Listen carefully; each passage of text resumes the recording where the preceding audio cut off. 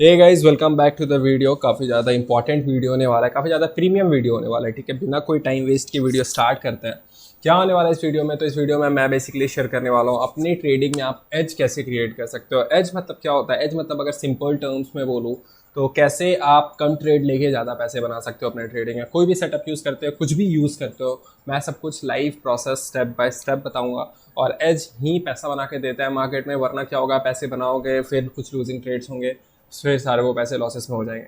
तो मैं step by step सब कुछ बताऊंगा क्या होने वाला है, कैसे स्टार्ट करेंगे वीडियो को। तो एट द अगर आप इस वीडियो को पूरा step by step till and देखते हो तो एक चीज़ तो आपका क्लियर हो जाएगा इस वीडियो में, पूरी वीडियो में देख के, दैट अगर आप अगर इक्विटी में ट्रेड करते हो और आपके इक्विटी में कर लेट से कि 4-5 स्टॉक्स होते हैं, और 4-5 स्टॉक्स में से 2 स्टॉक्स ऐसे होते हैं जिसमें मोमेंटम आता है, 3 स्टॉक्स ऐसे होते हैं जिसमें मोमेंटम नहीं आता और आपका स्टॉप लॉस हिट होता है, या फिर ऊपर गया फिर से नीचे आ गया, कॉस्ट टू कॉस्ट पे निकले, अगर ऐसा कुछ होता है तो इस वीडियो का एंड तक आपको ये चीज़ पता चल जाएगा। अगर मेरे वॉच लिस्ट में 5-6 स्टॉक्स है तो उसको मैं शॉर्ट लिस्ट करके कैसे 1 2 3 जिसमें हाईएस्ट पॉसिबिलिटी है मोमेंटम आने की या फिर ऊपर जाने का, उसको मैं ट्रेड कर सकता हूँ। ये चीज़ क्लियर हो जाएगा। तो स्टार्ट करते वीडियो को बिना कोई टाइम वेस्ट किए। मैं आपको बताता हूँ, सबसे पहले मैं आपको इस वीडियो में क्या बताता हूँ, एज होता क्या है, राइट। एज के बारे में, एज क्रिएट होने से उसके ऊपर बात करने से पहले मैं आपको बताता हूँ एज होता क्या है। बहुत ज़्यादा प्रीमियम वीडियो होने वाला है, ट्रस्ट में इस चीज़ का। अगर आप जाकर कोई मेंटरशिप कोर्सेज में सीखोगे तो लैक्स ऑफ रुपीज़ चार्ज करते हैं। मैं अगर नेक्स्ट ईयर अपनी मेंटरशिप लाऊंगा तो आई चार्ज लाइक इन लैक्स, और ये कंटेंट उसमें रहेगा। तो प्लीज़ ध्यान से सुनना, फ्री ऑफ कॉस्ट मिल रहा है तो उसको ध्यान से समझो। एज क्या होता है मार्केट में? Edge is simple, edge is very simple. Let's say कि एज मतलब आप कोई भी पैटर्न पे ट्रेड करते हो, राइट। आप समझ लो, हाँ, लेट्स से कि आप कोई भी पैटर्न पे ट्रेड करते हो, आप डब्लू पैटर्न पे ट्रेड करते हो, ठीक है। अब आप ट्रेड करते हो, 100 लोग और भी ट्रेड करते हैं। तो सेम आप एक चीज़ समझ लो कि उन 100 लोग और आप सभी लोग डब्लू पैटर्न पे ट्रेड करते हो। नीचे में जब भी डब्लू पैटर्न यहाँ पे ब्रेकआउट होता है और उसके ऊपर आप भी बाय करते हो, 99 लोग और भी जो है वो भी बाय करते हैं। बट आप कैसे उन लोगों से ज़्यादा सेम पैटर्न पे ट्रेड करके ज़्यादा पैसे बना सकते हो, राइट। आपको ये चीज़ कैसे पता रहता है कि कब वो डब्लू पैटर्न सबसे ज़्यादा टाइम वर्क करेगा, कब वर्क नहीं करेगा, कब मेरे को मैक्सिमम रिस्क लेना है, कब मेरे को कम रिस्क लेना है। सो दैट 99% लोग क्या करेंगे, जो 99% होंगे वो जहाँ पे भी डब्लू देखा यूज़ कर दिया। जब अगर आपके पास एज है तो आपको ये चीज़ पता है कि मैं जब इस डब्लू पैटर्न को ट्रेड कर रहा हूँ तो मुझे पता है कि कब ये मैक्सिमम पॉसिबिलिटी है इसकी सही होने की, कब मैक्सिमम पॉसिबिलिटी है इसके सही नहीं होने की। ये होता है सिंपल में एज। अगर इसके ऊपर कोई भी डाउट है, अब इंस्टाग्राम पे लिंक है, मेरे को मैसेज कर देना, 1-on-1 कॉल, या फिर हम कुछ भी शेड्यूल करके मैं आपको समझा दूंगा इन डिटेल। तो ये होता है एक बेसिक टर्म जिसको होता है एज, जिससे आपको ये पता रहता है कि कब मुझे मैक्सिमम ट्रेड लेना और कब सबसे ज़्यादा पैसे बनेंगे। अब एज क्रिएट होता कैसे है? मैं पिछले आई वुड से 2 से 3 से 4 दिनों से मैं इस चीज़ के ऊपर काम कर रहा था। आई वॉज ट्राइंग कि कैसे मैं अपने स्ट्रैटेजी के ऊपर, जो भी मैं सेटअप यूज़ करता हूँ उसके ऊपर मैं अपने सेटअप का एक एज क्रिएट कर सकूँ, सो दैट मैं उस पर सबसे ज़्यादा पैसे कमा सकूँ। और क्या रीजंस थे, क्यों है ऐसा कि लाइक मुझे उसकी ज़रूरत पड़ी, तो आई टेल यू। तो अभी हो क्या रहा है ना मेरे साथ, जो प्रॉब्लम मैं फेस कर रहा हूँ। तो लेट्स से कि मैंने अपने सेटअप्स के बेस्ड पे 10 ऐसे स्टॉक्स निकाले जो मुझे नेक्स्ट वीक में ट्रेड करना है। 10 में क्या हो रहा है, 2 से 3 ऐसे स्टॉक्स हो रहे हैं, राइट। सबसे पहले तो मैं ये बोलता हूँ 10 में से ऐसा हो रहा है कि शायद आप समझ लो कि 7 स्टॉक्स ऐसे हैं जिसमें मेरी एंट्री ट्रिगर हो रही है। 3 में तो एंट्री ट्रिगर हो ही नहीं रही है। 7 में से 3 ऐसे स्टॉक्स हैं जिसमें मोमेंटम भी आ रहा है। 15 मैं ट्रेड करता हूँ 15 से 20% मोमेंटम, तो 15 से 20% मोमेंटम आ रहा है।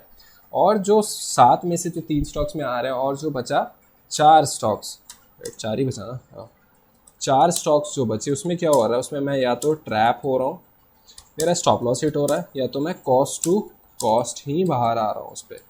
तो मतलब इसमें कोई प्रॉफिट नहीं हो रहा है, मेरा पैसा जा ही रहा है। चार्जेस मैं पे करके दूँ या फिर कैसे भी करके दूँ, मैं तो मेरा पैसा जा रहा है। तो what I was planning is कि लेट्स से कि मैं अगर कुछ भी तरीके से अपने अगर एज एक फाइंड कर लेता हूँ, सो दैट जो मैं अपने वॉच लिस्ट में 10 स्टॉक निकालूँ, और 10 स्टॉक्स लेट्स से कि सबसे पहले तो मैं अपनी वॉच लिस्ट ही और कम कर दूँ कि मैक्सिमम 5 से 7 स्टॉक्स ही मैं फाइंड आउट करूँ। मुझे पता हो कि 10 में से कैसे मुझे 5 से 7 फाइंड आउट करना है, मैं कैसे होगा, क्या करना है, वो सब कुछ मैं आपको बताऊंगा। बट 5 से 7 स्टॉक्स ऐसा हो कि मैं फाइंड आउट कर लूँ, और मुझे उन 5 और 7 स्टॉक्स में भी मुझे पता हो कि कौन ऐसे 3 से 4 स्टॉक्स हैं जिसमें सबसे ज़्यादा मैक्सिमम पॉसिबिलिटी है कि मोमेंटम अगर आना होगा तो उसमें आएगा, नहीं तो नहीं आएगा। और जो बचे 2 से 3 स्टॉक्स, उसमें मुझे पता रहेगा कि इसमें मोमेंटम आ सकते नहीं आ सकते, सो मैं उसमें ज़्यादा रिस्क से या तो ट्रेड नहीं करूँगा या तो मैं ट्रेड ही नहीं करूँगा। तो माई गोल इज़ वेरी सिंपल कि मैं अपने वॉच लिस्ट को कैसे सबसे ज़्यादा शॉर्ट कर सकता हूँ, एकदम उसको लाइक शॉर्ट करके मुझे ये पता हो कि टॉप स्टॉक्स अगर मुझे निकालना है 2 से 3 जिसमें मुझे ट्रेड करना है तो मैं कैसे करूँगा, और उनमें से भी मुझे ये चीज़ पता हो कि मैक्सिमम पॉसिबिलिटी कैसे कौन से स्टॉक्स में है मोमेंटम आने की। ये है मेरा गोल, ये चीज़ मुझे फाइंड आउट करना था। तो इसके लिए आप 2 चीज़ कर सकते हो। तो हाँ क्या हो गया, 1 मिनट। तो ये डेटा के ऊपर मैं वर्क कर रहा हूँ पिछले आई वुड से 5-7 दिनों में, डेटा कलेक्ट करके एनालाइज करके सब कुछ। तो आई एक्सप्लेन टू यू है क्या ये, इसमें क्या क्या चीज़ें हैं। देखो, ये सारे ऐसे स्टॉक्स हैं जो पिछले 30 डेज़ में इतना इतना मोमेंटम दिया है। मतलब ये जो वडलाल इंडिया है पिछले 30 दिन में 72% ऊपर आ गया, 72% कैसे मोमेंटम दिया है। KITX जो है वो 72% का मोमेंटम दिया है। आइस में एक जो है 71% का मोमेंटम दिया है। तो ये सारे स्टॉक्स मुझे लिस्ट मिल गया मेरे, अगर मैं दिखाऊँ कहाँ से मैंने ये लिस्ट डाउनलोड किया है, तो ये जो टूल है मेरे पास जो मैं यूज़ करता हूँ, इस टूल में 30 डेज़ का रिपोर्ट है। तो यहाँ से मैंने डाउनलोड किया, तो 30 डेज़ का रिपोर्ट मेरे पास मिल गया, तो मैंने उसको एक्सेल शीट में कन्वर्ट कर दिया। तो अब ये सारे स्टॉक्स है जिसमें मोमेंटम आया। तो मैं क्या फाइंड आउट कर रहा था ना, लेट्स से कि यहाँ पे जिसमें भी मेरा सेटअप फॉर्म हो रहा है, तो अभी जैसे मार्केट कम्प्लीटली डाउन ट्रेंड में है, राइट, पूरी ट्रेंड चेंज है। तो इस केस में मेरा सेटअप बहुत कम स्टॉक में फॉर्म हुआ है कि सो दैट मैं इन मोमेंटम्स को कैप्चर कर पाऊँ। तो एक प्रॉब्लम तो मुझे यहाँ से, एक कंक्लूजन तो मैंने ये फाइंड आउट कर लिया दैट इस जब भी मार्केट डाउनवर्ड में आ रहा है तो मेरा सेटअप, जो भी स्टॉक्स मोमेंटम जा रहे हैं, तो मेरा सेटअप फॉर्म नहीं हो रहा है उसमें। तो ये चीज़ मुझे पता है कि काफ़ी ऐसे भी स्टॉक्स होंगे जिसमें सेटअप फॉर्म नहीं होगा, फिर भी मोमेंटम आ जाएगा। तो हम अपने गोल्स से स्टिक रहते हैं, हमें ये फाइंड आउट करना है कौन से स्टॉक्स में ट्रेड करना है, कौन से स्टॉक्स में नहीं ट्रेड करना है। तो ये है RS मतलब होता है रिलेटिव स्ट्रेंथ। मतलब इस चीज़ से आप ये चीज़ फाइंड आउट कर सकते हो कि लेट्स से रिलेटिव स्ट्रेंथ का अगर सिंपल टर्म्स में आपको बताऊँ तो रिलेटिव स्ट्रेंथ वो चीज़ होता है कि लेट्स से कोई भी स्मॉल कैप मिड कैप अभी जैसे 20-25% नीचे आ रखे हैं, ठीक है। तो at the same time relative strength मतलब ये होता है कि इन मार्केट सिचुएशंस में आपका स्टॉक जो है वो कितना percent as compare to index ऊपर या नीचे आया है। तो अगर आप ओवरऑल स्मॉल कैप देखोगे तो आज डेट हो रहा है 22 अप्रैल, तो 20% ऑलमोस्ट स्मॉल कैप इंडेक्स नीचे है। एट द सेम टाइम अगर मैं इस स्मॉल कैप इंडेक्स का स्टॉक को देखूँ तो इट इज़ नियरली अबाउट 6% नीचे, मतलब कुछ भी नहीं है। जब इंडेक्स 20% नीचे तो स्टॉक्स कहीं ना कहीं 40-45-50% तक नीचे आ गए, बट ये सिर्फ 6% अपने ऑल टाइम हाई से सिर्फ 6% नीचे ट्रेड कर रहा है। तो ये होता है रिलेटिव स्ट्रेंथ, कौन सा स्टॉक स्ट्रेंथ शो कर रहा है as compare to index, as compare to सभी चीज़ें। तो ये चीज़ें थी। तो यहाँ तक मैंने एक चीज़ देखा कि एक मैंने अपने टूल पे किया, मार्केट स्मिथ जिसको बोलते हैं, आप इसको फ्री में यूज़ कर सकते हो, यहाँ पे कुछ भी नहीं है।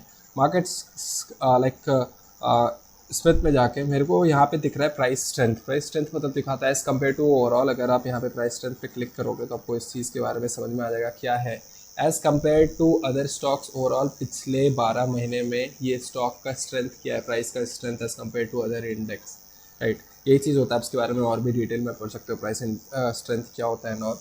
तो मैं ये चीज़ मैंने पहले भी नोटिस किया था कि जो भी स्टॉक्स मेरे उसमें होते हैं जो प्राइस स्ट्रेंथ शो कर रहा होता है, मतलब जो ऊपर ट्रेड कर रहा होता है, जो कि डाउन ट्रेंड में ना हो और जो अपने ऑल टाइम हाई के पास ट्रेड कर रहा होता है, उसकी मैक्सिमम पॉसिबिलिटी रहती है कि वो ऊपर जाए। तो मैंने RS के बेस्ड पे यहाँ से मैं जो भी स्टॉक्स है सभी का मैंने मार्केट स्मिथ में किया, मार्केट स्मिथ में उसमें एनालाइज करके मैंने यहाँ से जो अब मेरा सेटअप फॉर्म हो रहा था या फिर जब भी वहाँ से मोमेंटम स्टार्ट हुआ है वहाँ पे जाके मैंने प्राइस स्ट्रेंथ वहाँ से नोट डाउन करके यहाँ पे लिख लिया कि जब ये मोमेंटम स्टार्ट हुआ था 72% का, तो उस टाइम RS कितना था, 72% का मोमेंटम में RS कितना था, 60% के मोमेंटम में RS कितना था, यानी सभी चीज़ें मैंने यहाँ पे नोट डाउन कर लिया। At the same time I was trying कि EPS जो होता है, अर्निंग पर स्टॉक, ठीक है, अर्निंग पर स्टॉक जो होता है वो कितना है, क्योंकि मैं ग्रोथ स्टॉक्स ट्राई कर रहा था कैप्चर करने का, जो कि 70%, 80%, 30 दिन 90 दिन में जो भागते हो। तो उसके लिए मैं अर्निंग पर स्टॉक भी देख रहा था। तो अर्निंग पर स्टॉक भी मैं मार्केट स्मिथ के यहाँ पे नीचे आके मुझे पता चल रहा था अर्निंग पर स्टॉक कितना है। तो अगर ये पॉजिटिव में है, जो भी है, जहाँ पे भी है, वो चीज़ मैं नोटिस कर रहा था।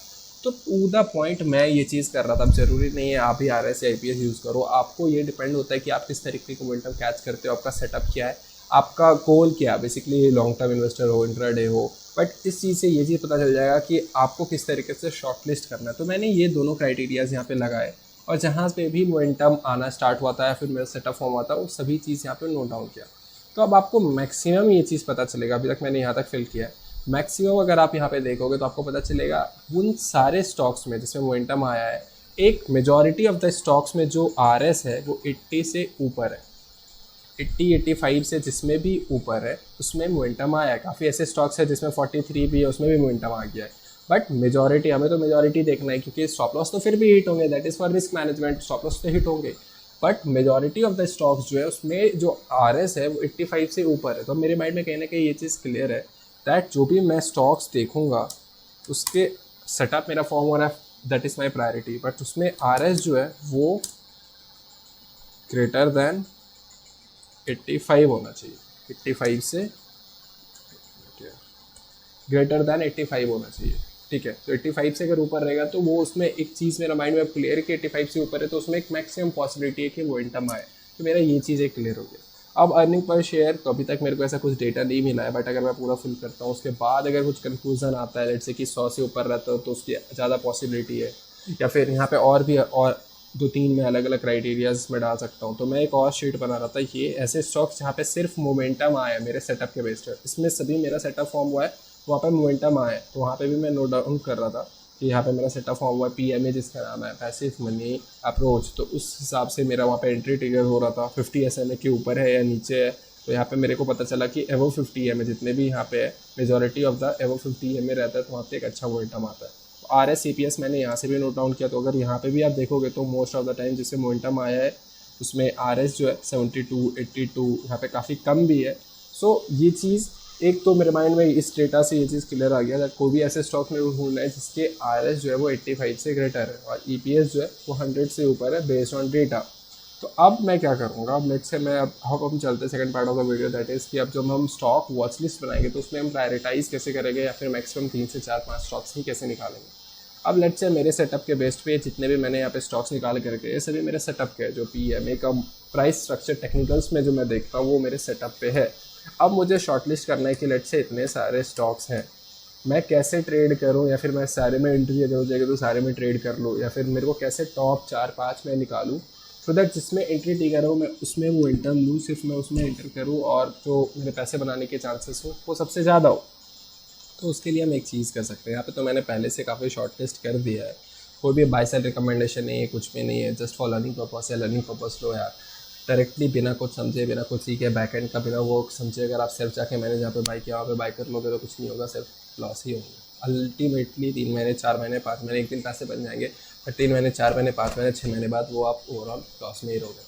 सो एक सेटअप के पीछे बहुत चीज़ें आपको समझनी पड़ती है, बहुत होल्स आपको समझने पड़ते हैं, तभी आप उस सेटअप से पैसे बना सकते हो। इतना ईजी नहीं है कि डब्ल्यू पैटर्न बन गया तो डब्ल्यू पैटर्न पे ट्रेड कर लिया तो वैसे बन गया, ऐसा कुछ भी नहीं होता है। लॉन्ग टर्म में आप नहीं बना पाओगे तब तक आपको उसकी कंप्लीट आइडिया इन डेप्थ नहीं। तो लेट्स से कि ये सारे स्टॉक्स हैं मैंने ऑलरेडी शॉर्ट लिस्ट करके रखा है, तो अब मेरे को फाइंड आउट करना है कि इन 5 में से मैं कैसे टॉप 2-3 शॉर्ट लिस्ट करूँ। तो मैं यहाँ पे एक प्रोसेस किया है, मैं यहाँ पे मार्केट्स में जाऊँगा, यहाँ पे मैं शेयर्स करूँगा गोदरेज, जो मेरा फर्स्ट स्टॉक है।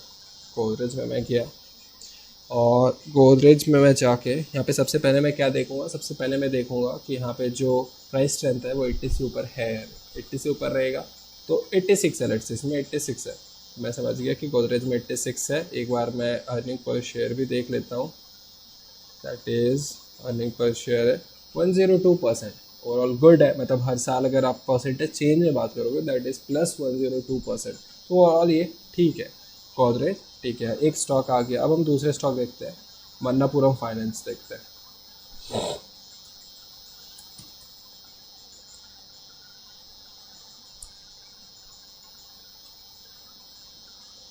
मन्नापुरम फाइनेंस हमने देखा, मन्नापुरम का 86 है, इसका 88 है, राइट। अब अगर हम यहाँ देखते हैं तो +6 यहाँ पे मतलब हर साल इसका पॉजिटिव ग्रोथ ही हुआ है।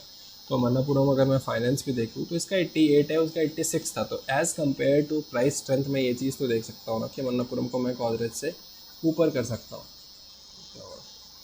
मन्नापुरम को मैं गोदरेज से ऊपर रख सकता हूँ, राइट। इसमें अब मेरा टॉप में आ गया कि मन्नापुरम है गोदरेज से ऊपर, क्योंकि EPS लाइक रिलेटिव स्ट्रेंथ जो है वो इसका इससे ज़्यादा अच्छा है। तो मैक्सिमम पॉसिबिलिटी क्या है, गोदरेज से अच्छा है मन्नापुरम, जिसमें अगर मोमेंटम आएगा तो इसमें सबसे ज़्यादा मोमेंटम आ सकता है। एट द सेम टाइम मैं एक और चीज़ देख सकता हूँ, दैट इज़ यहाँ पे मैं एंट्री कर रहा हूँ, वहाँ से मेरा स्टॉप लॉस कितना पॉइंट का बन रहा है। लेट्स से जिसमें कम पॉइंट का बनेगा, जिसमें कम स्टॉप लॉस में कम रिस्क है, उसको भी मैं ऊपर कर सकता हूँ, वो भी एक क्राइटेरिया होता है।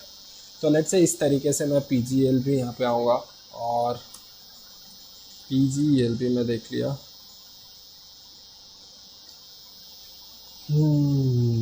97 मेरा सेटअप फॉर्म हो रहा है, अगर मैं देखे तो सेटअप फॉर्म हो रहा है। PGL 97 है price strength, right. Earning per share में देखो +7%, 37% था, +57% था, मतलब ओवरऑल ये भी सही है, कुछ इसमें ज़्यादा ख़राब नहीं है। बट यहाँ पे price strength 97, that is great, बहुत अच्छा है। तो मैं PGL में क्या कर सकता हूँ, इसको मैं यहाँ पे देखूँगा कि मेरा एंट्री यहाँ पे समवेयर अगर इसके ऊपर जाता है तो मैं बाइंग का प्लान करूँगा। अब मैंने देख लिया कि PGL में ये सब चीज़ें हो रही है और प्राइस स्ट्रेंथ इससे भी ज़्यादा है, तो मेरे को अब तो ये चीज़ तो पता चल गया कि अब इन दोनों में से मुझे अगर क्लासीफाई करना है कि इन तीनों में से कोई मेरे को एक स्टॉक ट्रेड करना है, अगर तीनों में एंट्री ट्रिगर होती है और कोई एक स्टॉक ट्रेड करना है, तो मैं कौन सा ट्रेड करूँगा, PGL। क्यों ट्रेड करूँगा, प्राइस स्ट्रेंथ ज़्यादा है। प्राइस स्ट्रेंथ कैसे पता चला, वर्क करता है नहीं, बेस्ड ऑन डेटा, जितने भी मोमेंटम्स आए हैं उसके डेटा में पता चला कि जिसके RSFT से ऊपर होता है उसमें मैक्सिमम चांसेस होता है मोमेंटम आने का। तो अगर उसमें 97 है तो इट इज़ सेइंग कि 97% स्टॉक से वो ज़्यादा अच्छा है, राइट। तो ये होती है तरीके, ये चीज़ ऐसे करके आप अपने स्टॉक लिस्ट शॉर्ट लिस्ट कर सकते हो, फाइंड आउट कर सकते हो, ये चीज़ पता कर सकते हो कि किस में ट्रेड करना है, किस में नहीं ट्रेड करना है। अब ऐसा इसमें नहीं होगा कि आप सब कुछ कर लोगे तो उसमें स्टॉप लॉस हिट नहीं होगा, स्टॉप लॉस हिट होगा, बट द चांसेस इस कि आपके जो 4-5 आपके स्टॉक वॉच लिस्ट में होंगे, उसमें अगर किसी में मोमेंटम आ रहा होगा तो वो आपको, आप कॉन्फिडेंट फील करोगे कि यार मोमेंटम आएगा तो ठीक है, नहीं आएगा तो मेरा स्टॉप लॉस हिट होगा। अगेन काफ़ी टाइम ऐसे भी होंगे जिसको आप लेट्स से कि आपने गोदरेज को 3rd पोजीशन पे डाला है, अब गोदरेज को आप ट्रेड करोगे, पता चला गोदरेज में मोमेंटम सबसे ज़्यादा आ गया, PGL में मोमेंटम ही नहीं आएगा, होगा, but it is rarest of rare. The same thing will happen कि आपके डेटा क्या है, आपका डेटा क्या बता रहा है, मेजॉरिटी ऑफ द टाइम क्या हुआ है, आपको वही चीज़ फॉलो करना है। प्रोबेबिलिटी माइंडसेट आपको ट्रेडिंग में लाना होगा, किसकी सबसे ज़्यादा प्रोबेबिलिटी है मोमेंटम आने की। तो तीनों के बेस पे बेस्ड ऑन डेटा मुझे ये पता चल गया PGL की सबसे ज़्यादा है, तो मैंने PGL को फर्स्ट रैंक कर दिया। So this is how you select stock, this is how you make your watch list, this is how you shortlist your trades, shortlist your stocks, और एज बनता है आपका। क्योंकि अब मैं अगर से अब यहाँ पे काफ़ी ऐसे लोग आएंगे जो बोलेंगे कि यार मेरे को सेटअप बता दो, पहले एंट्री एग्जिट टेक्निकल्स कैसे डिसाइड करते हो, तो चलो मैं आपको बता भी दूँ, ठीक है।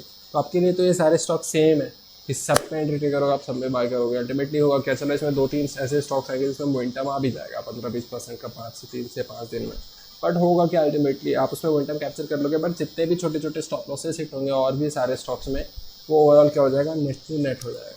तो दैट इज़ द रीज़न, वो चीज़ होता है कि एज आपके पास अगर किसी भी चीज़ में है तो आप उसमें पैसा बना सकते हो। आपको पता है कि यार अगर मेरे साथ और 5 लोग रहेंगे सेम स्टॉक में ट्रेड करेंगे तो मेरे को पता है कि इसका in most of the time कब वर्क करेगा, कब नहीं वर्क करेगा।